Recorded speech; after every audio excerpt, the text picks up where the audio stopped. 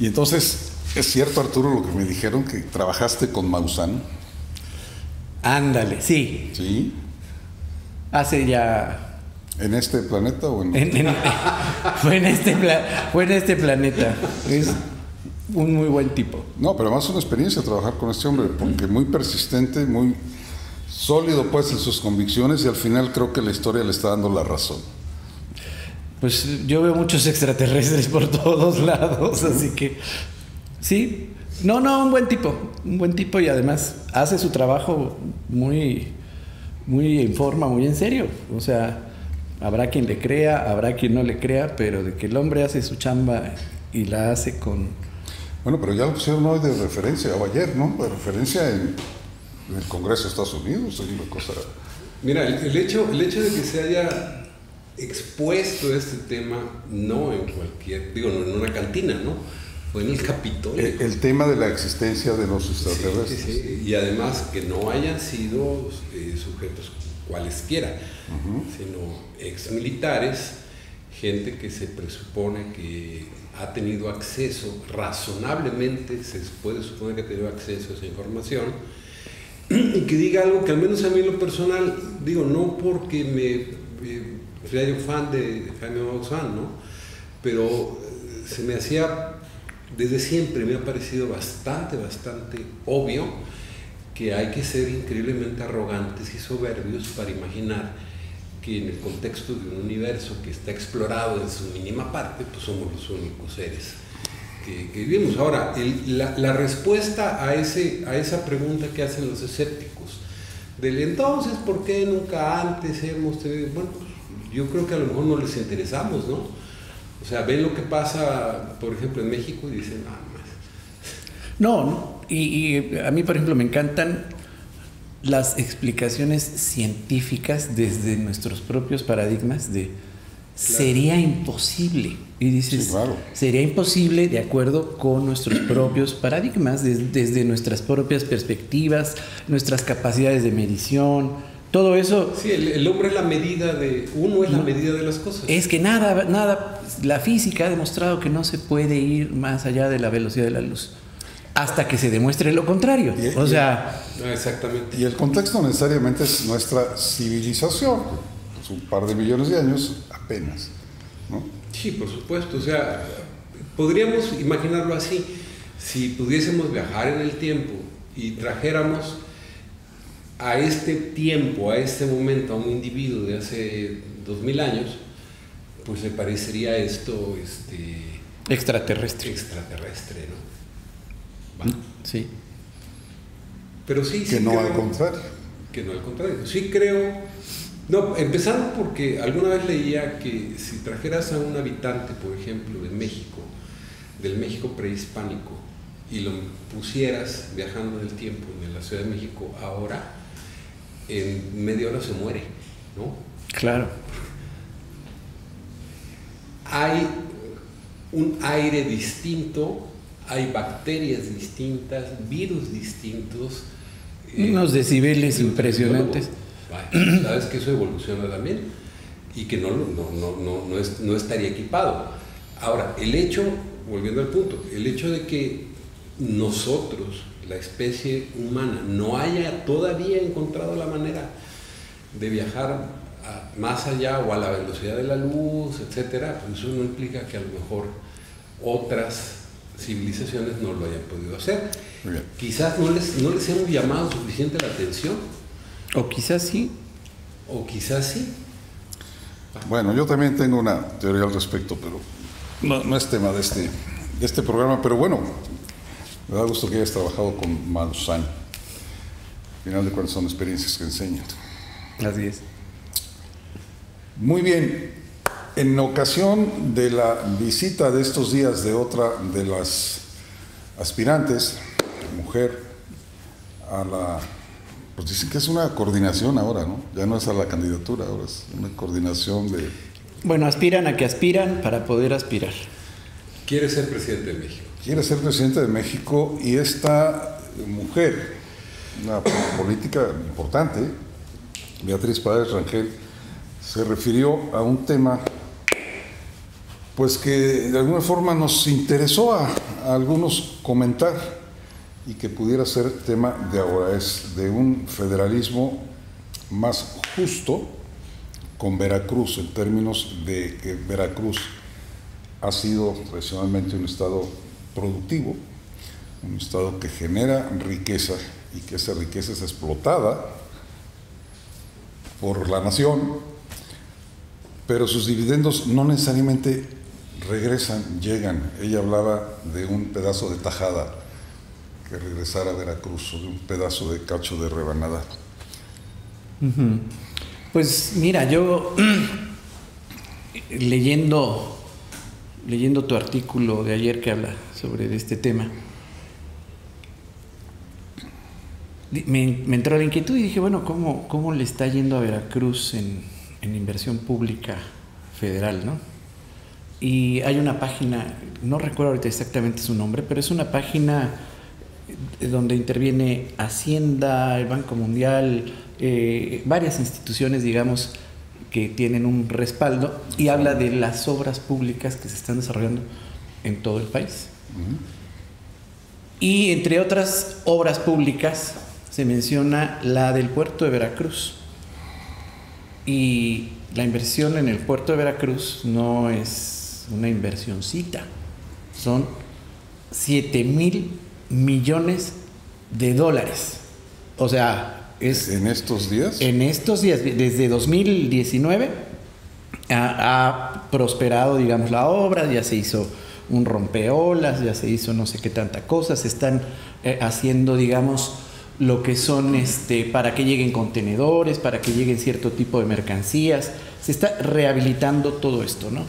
Y solo en esa obra estamos hablando de 7,000 millones de dólares, lo cual pues me hace pensar que no hay como precisamente una desatención del Estado en cuanto a inversión pública. Eso solo en lo que respecta al puerto de Veracruz. Pero consideramos que al puerto al que te refieres sigue siendo zona federal. Sí, pero... No, por eso, pero es una inversión en el Estado, con un beneficio para el Estado. Una cosa es la inversión pública federal y otra cosa es la repartición del pastel. O sea, hablamos de participaciones federales.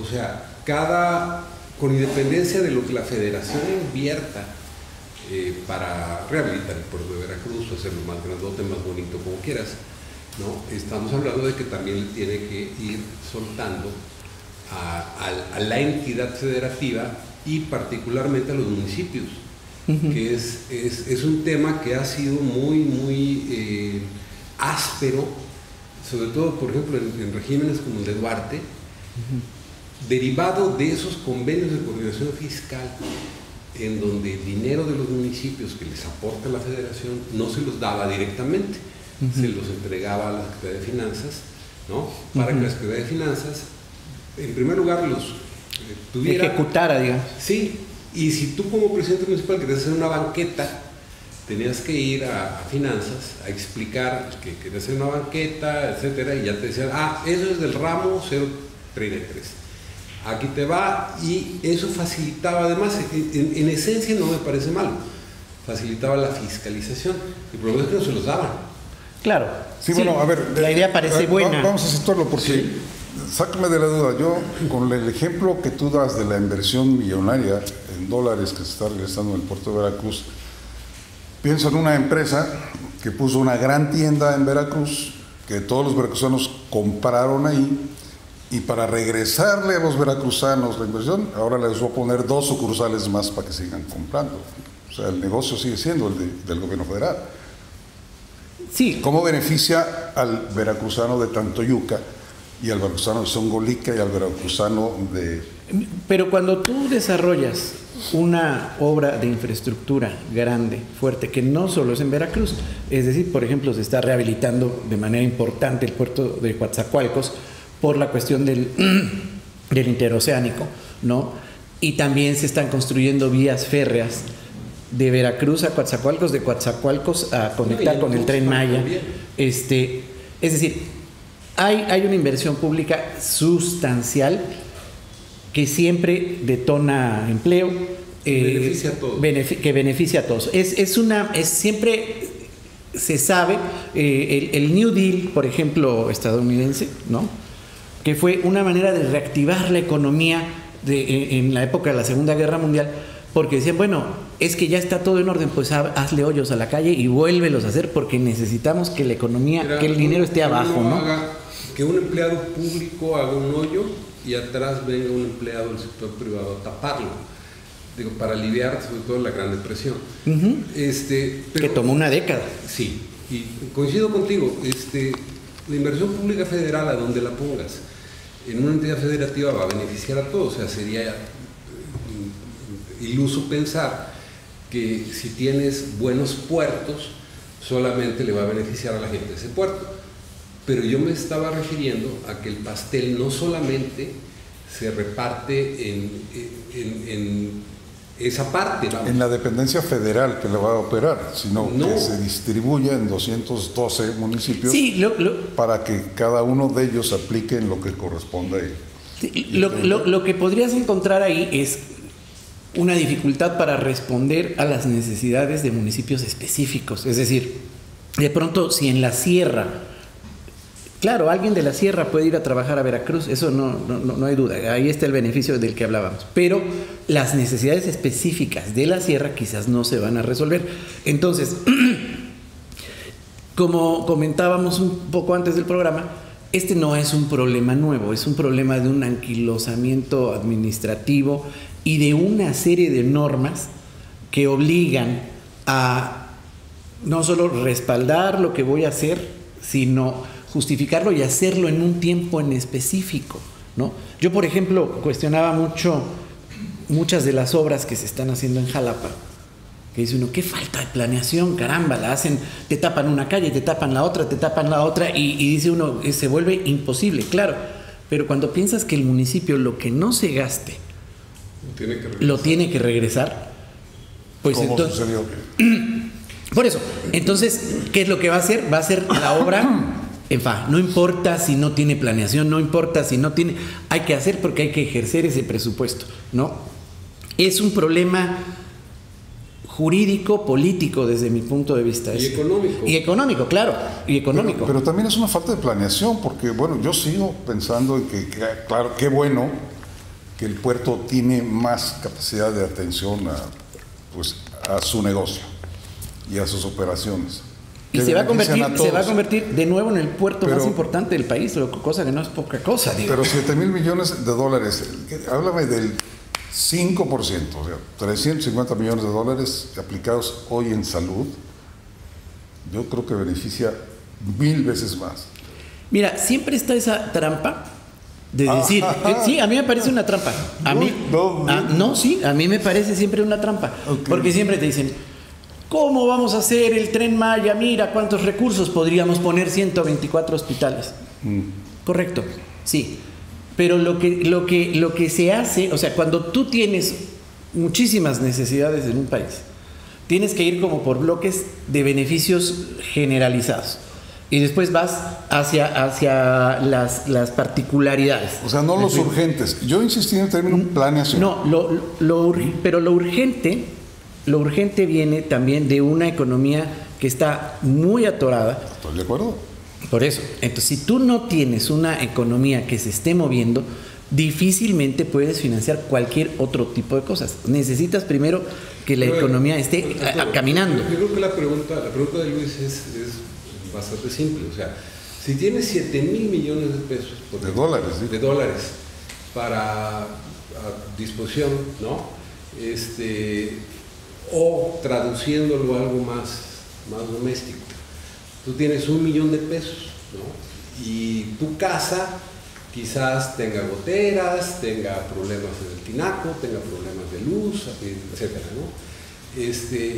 Y lo que decides es comprar una sala nueva, una recámara nueva. O poner una puerta eléctrica. O sea, quizás a eso te estás refiriendo. Sí, la planeación, ¿qué es lo primero que vas a atender? Y yo estaría de acuerdo con él en esto. Yo creo que hay cosas más urgentes. Mira, el sistema de salud está, olvídate, el sistema de salud federal, Fíjate que... ¿Conoces el caso de Alto Tonga? No conozco el caso de Alto Tonga. Estoy seguro de que el caso de Alto Tonga, o sea, que no conozco, se replica en muchos lugares. No, ojalá se replicara. Ok, bueno, no, es que no lo conozco. Ojalá se replicara. O sea, ahora resultó que era un buen caso, qué bueno. Es un buen caso que nos deja ver lo que el pueblo de Alto Tonga, a través de su gobierno, decide hacer en ocasión de la falta de atención del gobierno federal y del gobierno del estado sobre ese rubro en particular. O sea, yo le puedo decir al ciudadano de Alto Tonga, no te puedo atender en temas de salud, o sea, ni mejoro los servicios de las clínicas de Perote y de Martínez de la Torre, a las que tienes que ir porque en tu comunidad no hay, ¿sí? Porque voy a invertir $7,000 millones en el puerto de Veracruz. Pero ¿qué hicieron en el pueblo de Alto Tonga? Las autoridades dijeron, bueno, vamos a contratar, porque no tenemos servicios de salud, vamos a contratar una empresa privada. Y esa empresa llegó con el contrato, con el ayuntamiento, y rentó un espacio en el centro, lo adecuó, manda un médico general que atiende 12 horas diarias y receta, ¿sí? Diagnostica, receta, y luego pasas a la puerta de junto del mismo edificio o el mismo local donde hay una farmacia que de manera gratuita te entrega dentro de un catálogo de 212, un cuadro básico de 212 medicinas, te entrega gratuitamente la que te dan y todavía te sales a esperar en el sillón a que salga tu prima que está con el oftalmólogo que ya lo está atendiendo y le va a entregar los lentes también de manera gratuita para juntos esperar a la tía que salga del dentista que en las mismas condiciones trabajó. Todos estos servicios los da esta empresa y le paga el ayuntamiento a través de recursos federales de Fortamun. De fortalecimiento municipal. El tema aquí es que el acuerdo de atención da en términos presupuestales para solamente 10,000 personas de 60,000 que viven ahí. ¿Sí me explico? O sea, empiezas a resolver tú con tu imaginación, con tu creatividad y con tu posibilidad de adecuar los recursos que llegan. Fortamun llegan para seguridad, llegan para muchas cosas, pero aquí los voy a usar en salud porque no está siendo atendido el tema por quien debe ser, porque la atención de salud no es un servicio de los ayuntamientos. No, pero por favor, disculpa, de acuerdo con la Ley General de Salud, los tres, al igual que en materia de educación, órdenes. Sí, los tres órdenes de gobierno se tienen que involucrar. Ahora, sí. la capacidad que puede tener un ayuntamiento chiquito o incluso uno grande, yo no se ha circunscrito a los DIF, y el esquema que comentas, que me parece un dispensario, ¿no? Un dispensario médico. Sí, aquí el punto creo yo es que el gran reto con el que este régimen inicia, entre otros muchos, esta salud y hacia la ilusión de contar con algo que es eso, una ilusión, la cobertura universal. Mira, yo difiero, incluso yo creo que lo que se ha avanzado en materia de salud es evidente que no ha llegado a la cobertura que desearíamos todos. Sin embargo, sí, pues la cobertura que desearíamos todos sería universal, ¿no? O sea, que sea plena y que nadie se quede sin atención. Yo me compré dos diccionarios, ¿cómo se llama? El que te dice, ¿cómo se dice la palabra ahí? De danés, ¿no? Y dijo, pues ya vamos a estar pidiendo el servicio. Sí, pero... como en Dinamarca, ¿no? Yo creo que puedes... O sea, puedes enfocarte en el dicho de que vamos a tener un sistema de salud como Dinamarca, pero yo creo que más allá de los dichos, o sea, pero ese dicho no lo dijo Noroña, lo dijo el presidente. Está bien. A mí me parece muy válido que lo diga y me parece muy válido que aspire a un sistema de salud como el Dinamarca o como el mejor del mundo. No lo manejó como aspiración, lo manejó como un compromiso. Como un compromiso. Y yo creo que en muchos sentidos en el sistema de salud se ha avanzado. Sin llegar a Dinamarca. Correcto. No hemos llegado a Dinamarca, aunque tampoco tengo elementos para decirte esto es Dinamarca y esto es México y qué tan lejos estamos de eso. No lo tengo. O sea, me encantaría tener como que las cifras, pero déjame. No conoces el sistema de salud de Dinamarca, no tienes un punto de comparación. Exacto, pues sí, no tengo un punto de comparación. Pues sí, necesitaría conocer. Entonces, espérame, admites que es probable entonces, como no conoces el sistema de salud de Dinamarca, que a lo mejor sí estamos en Dinamarca en algún punto. Admito que si conociera el sistema de salud de Dinamarca y pudiera equipararlo, podría hablar con conocimiento de causa y decirte, hay deficiencia en esto o en lo otro. Especula. ¿Te parece que en algún rubro, en algún sistema de salud en México, incluso me atrevería a decir público o privado, está remotamente cercano a uno de Dinamarca? Yo creo que sí. Público o privado, en los dos. Yo creo que en los dos casos, definitivamente. O sea, yo creo que la atención de tercer nivel de México, de tercer nivel cuando se resuelve, ¿no? Es especialidad. Es de primer nivel en muchísimos sentidos. Yo estoy convencido de que la atención de tercer nivel es de primer nivel, ¿no? Yo estoy de acuerdo. Y conozco, o sea, porque es un tema que a todos nos interesó, particularmente con el tema de la pandemia. Conozco muchos casos de muchas personas que durante años se quejaron de lo que era el servicio del Seguro Social y que ahora salen hablando maravillas. Te dicen, me atendieron así, me hicieron esto, me tomaron esto, me dieron esto, en fin. Y no estoy hablando de personas que se acercan solamente a consulta. Estoy hablando de personas con padecimientos graves, etcétera. Entonces, creo que en ese terreno hay mejoras sustanciales. En segundo lugar, durante la pandemia, la cantidad de hospitales que estaban abandonados o que estaban en obra negra y que se concluyeron, que se equiparon, etcétera, representan una inversión monumental. Y hay algo cierto. Claro que nadie hubiéramos querido que hubiera el número de muertos que hubo.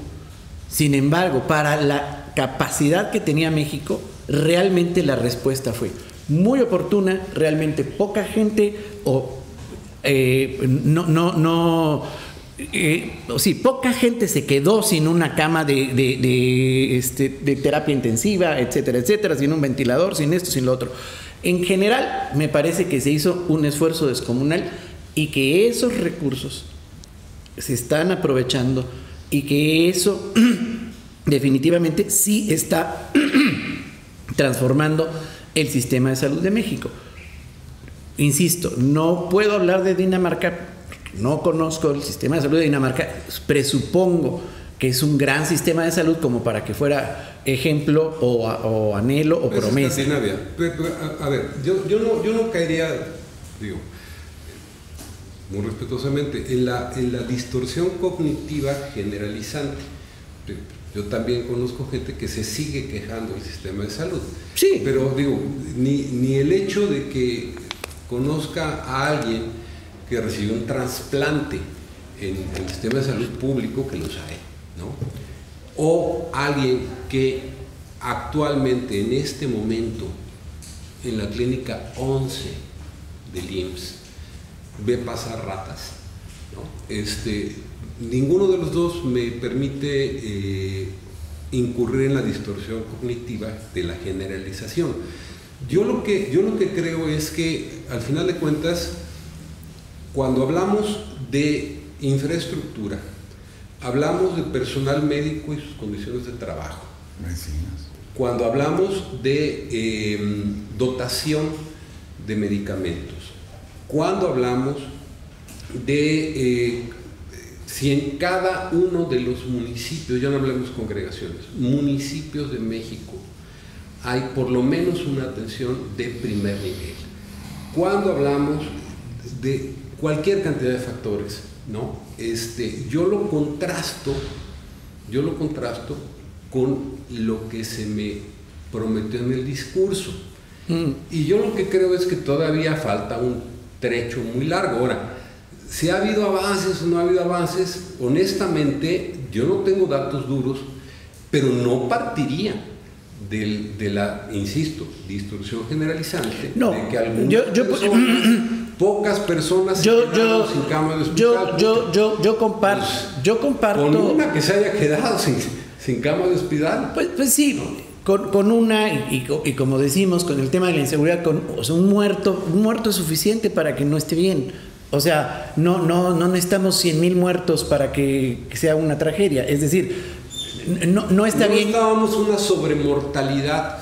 O sea, bajo la perspectiva de que pudo haber sido peor, pues sí pudo haber sido peor. Como sea, México está ubicado se ubicó al final en la numeralia de la pandemia con una tasa de sobremortalidad que está en las más altas. Yo no podría decir si se gestionó del todo bien o no. Hay especialistas en la materia.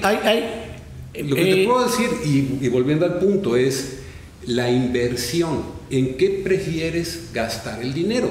Y te voy a decir algo, yo sí preferiría, como usuario de los servicios públicos, me gustarían, obviamente, mejores carreteras, mejores hospitales, más escuelas, mejor equipadas. Claro, pero justamente a lo que voy, porque cuando tú mejoras, no estás mejorando el puerto de Veracruz. Por ejemplo, esa obra en especial, la del puerto de Veracruz, recibió un premio que no es, digamos, cualquier premio, ni lo entrega sí, es una obra extraordinaria, el propio gobierno. Eso está fuera de duda. No, pero ¿a qué voy? Recibe un premio no solo por la infraestructura portuaria, sino por la obra alterna que se hace de comunicación, de carreteras, etcétera, etcétera, para que se pueda acceder. Ahí sí hay que ir a ver. Claro. Para creer. Claro, bueno, yo no he visto está descrito en el tema de la obra, está descrito, o sea, lo que son los accesos, etcétera, etcétera. Yo a lo que voy con todo esto es que si tú tienes una actividad que se vuelve un detonador económico, también tienes mucho más factibilidad en determinado momento de ir mejorando tus presupuestos en todo lo demás. O sea, es imprescindible. Si se cumpliera la premisa original del inicio del programa, ¿no? Después del tema de Maussan. O sea, necesitamos, dijo dice la senadora, necesitamos una federación más amigable, pero también más justa. O sea, lo que estaría generando Veracruz desde el puerto, desde las instalaciones portuarias maravillosas que se están mejorando más, no ingresa a Veracruz. O sea, ella dice una tajada. Pero yo creo que esa tajada queda se contrapone. Una nucleoeléctrica que genera electricidad. Y que esa energía eléctrica no la consumimos los veracruzanos, ni siquiera el vecino, pues. Bueno, pero eso. De Laguna Verde, ¿no? Correcto. Pero eso pasa con el agua de Nuevo León. Y eso pasa con el agua de la Ciudad de México, y eso, es decir, vivimos en una república que uno le pasa un recurso al otro, el otro al otro, etcétera. O sea, yo no creo en esa visión de es que lo que producimos los veracruzanos acaba en Puebla, pero pues los poblanos nos quieren cerrar la llave para que no nos llegue agua a los jalapeños. No, pero tal vez no. O sea, a lo que se está refiriendo Luis es que tal vez nos podría llegar más, digo, directamente a la entidad, directamente a los municipios. O sea, es obvio que, por ejemplo, el puerto de Veracruz pues recibe más participaciones federales que Jalapa, ¿no? Precisamente por ser puerto. El municipio de Ciudad del Carmen, en Campeche, recibe más participaciones federales que Escárcega, ¿no? En fin, aquí el punto es que creo que a lo que se refiere Beatriz Paredes, es que la federación está captando muchos recursos de las entidades, ¿no? Y no se los está dando para gastar a las entidades, sino que lo está gastando directamente la federación.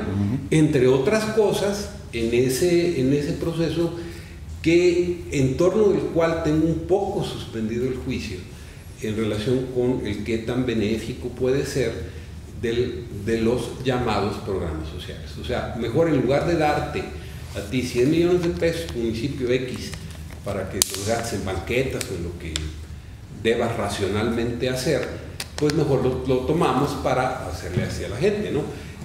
me entiendo que ese era el tema al que se estaba refiriendo esta mujer. Sí, claro.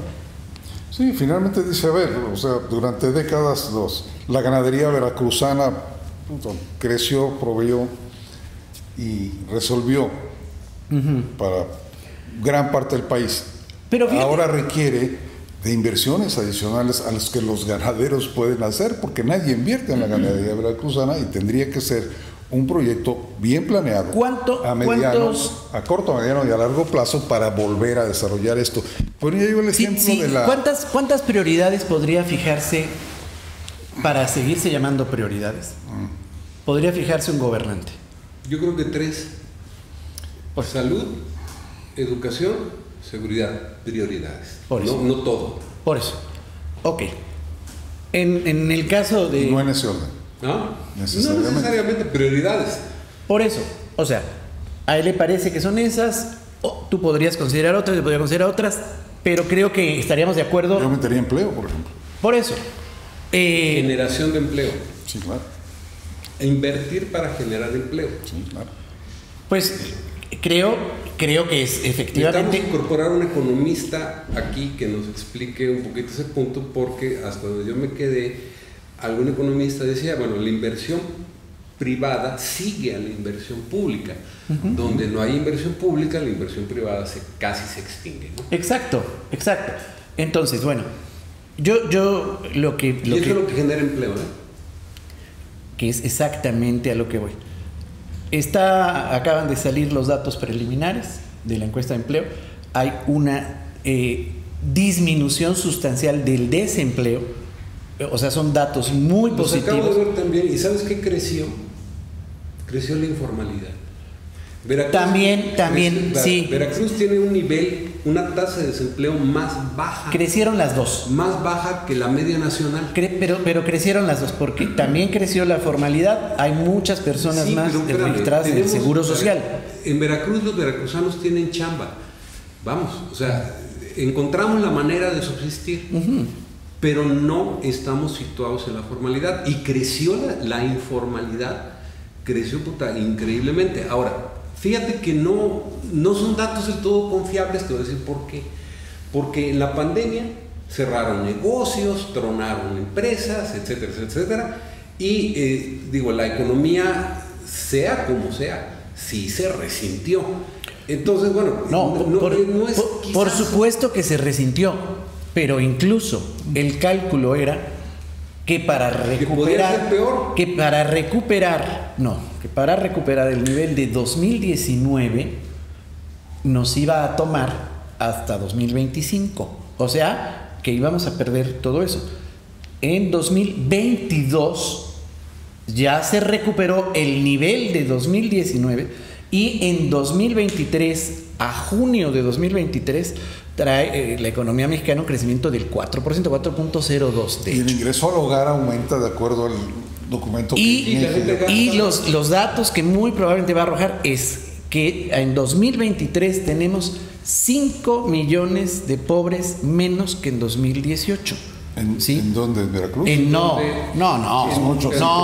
pues serías Veracruz toda la vuelta. En el contexto en donde los términos pobreza-riqueza están prácticamente erradicados del imaginario. Yo estoy de acuerdo, sí, pero bajo esos mismos criterios, durante 4 sexenios tuvimos 4 o 5 millones de pobres más.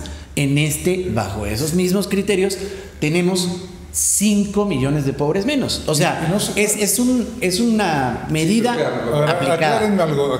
También cambiaron los parámetros para medir la pobreza, porque puede ser que hace 10 años se decía en estos niveles oficiales que la pobreza, o sea, el pobre es aquel que no usa zapatos o no tiene para comprar zapatos. Actualmente el pobre es aquel que no puede cambiar sus zapatos cada año. Mira, los que antes no eran pobres, ahora lo son. Eso sí te lo puede decir un economista, y estoy de acuerdo, sería muy bueno tenerlo aquí, pero te lo puede decir un economista. Las maneras de medir la pobreza son más estrictas ahora que antes. estaríamos hablando en este momento, de acuerdo a cómo se tomaban las... El INEGI lo explica muy bien en todas las estadísticas que expone, y dice, ¿por qué? Porque estábamos dejando de considerar esto, o sea, te da todas las razones y te dice, estábamos considerando que estaban en cierto decil a personas que no lo estaban y que en realidad estaban en una cantidad de carencias tremendas. Entonces se reagrupan una serie de cosas, reorganizan, cambian la metodología. Es el INEGI, no es una institución que dependa del gobierno federal como tal, ¿no? Bueno, es autónoma. Por eso funciona con presupuesto público. Sí, sin duda. A ver, sin bueno, duda. vamos a recuperar un poquito el orden. Espérame. No queremos recuperar nada. No quiero recuperar nada, no. Lo que quiero significar es esto. Fíjate que la tremenda relatividad que puede haber entre los términos pobreza y riqueza, digo, frente a Slim, nosotros somos miserables. No, bueno. Frente a... Yo tengo más amigos. Bueno, tú no tanto, yo sí. Yo tengo más amigos que él, digo. Frente a la persona que lamentablemente está aquí abajo del edificio pidiendo que le den una moneda, pues somos ricos. No, de lo que te habla la OEA, por ejemplo, por muy gordo que les caiga, es del nivel de vida digno. O sea, hay una raya ahí. Sí, el Programa de Naciones Unidas para el Desarrollo es el que lo mide con mucha claridad. ¿A qué se refiere? ¿A satisfactores? Sí, claro. ¿Cuándo no tienes un nivel de vida digno? Llámese entonces pobre. Cuando no tienes acceso a salud, educación, vivienda, agua, electricidad, internet, energía eléctrica, alimentación. Claro, y también depende la condición en la que... Porque podrías tener todo eso en un cuarto grandote donde viven 11 personas y entonces tienes hacinamiento. ¿Me explico? Y eso ya te genera... Es salud. Claro. Eso se inscribe en salud. Claro, por eso. Que se va volviendo relativo. Entiendo lo que estás planteando. Sin embargo, a lo que me estoy refiriendo es... Hay un rasero con el que se ha medido, ¿sí? De hecho, lo que sigue publicando... Es un rasero con el defecto de la relatividad. No hay duda. Es un rasero de la vida digna. No, estoy de acuerdo. Pero de algún lugar tenemos que partir. Ese. Por eso. ¿Qué te parece ese? El nivel de vida digna. O sea, no, pero para eso. Con un nivel de vida digno. Insisto, el que lo elabora es el Programa de Naciones Unidas, que es un informe de cada bianual, pues, y te dice todos los indicadores exactamente de bienestar, ¿no? Y la posibilidad de tener internet, acceso a salud, etcétera, etcétera, etcétera. O sea, todos los que... Hace 40 años no considerabas el internet. No, claro que no. Bueno, y hace 20 años no considerabas que al abuelo, a la abuela, al papá desempleado y al chavo nini le iban a llegar recursos para salir de su pobreza, y gratis. Que ese es el tema. Pero es que a mí me resulta, a mí me indigna que les indigne. No, es que así como y gratis. Y yo digo, por Dios, o sea, este país le ha quitado tanto a la gente para darle a los que no, pero ahora es gratis. Te voy a decir por qué lo menciono. Por Dios, no es gratis. ¿Sabes por qué no ha sido lo gratis? menciono? Y lo digo con respeto porque hace 20 años no era necesario. ¿Me explico? ¿20 años? Sí, hace 20 años no era necesario que le llegaran 6 becas a cada familia por distintas vías para que ellos tuvieran resueltos sus... ¿Y qué lo volvió necesario? Pues la falta de una reciprocidad. Gobiernos monstruosos, eso fue lo que lo hizo necesario. Pero lo que yo me pregunto, no me indigna. Lo que me indigna es el no tener la posibilidad de preguntarme si se tratan de programas sobrevivenciales para amplias franjas de la población y si realmente podrán en un futuro próximo realmente sacarlos del esquema de pobreza. Había que traer a un economista. Digo, conozco más de uno que me dicen que no es por ahí. Yo sí. Y además yo no poderlo preguntar. Yo creo que habría que traer efectivamente a más de un economista, porque también depende de qué escuela de economía provenga. Porque sí, claro. No sé. No. A ver, tú traes. Mira, yo traigo otro. No, no, Perdón, es de que perdón, traigas perdón. uno y traigas al otro. Y esto es todos los días. Ahí lo ves. Ah, sí, ya Perdón, pero ya me voy. Ya no hay tiempo. Gracias. Ahora sí no. Es que son 45 minutos de programa y normalmente... Nos faltaron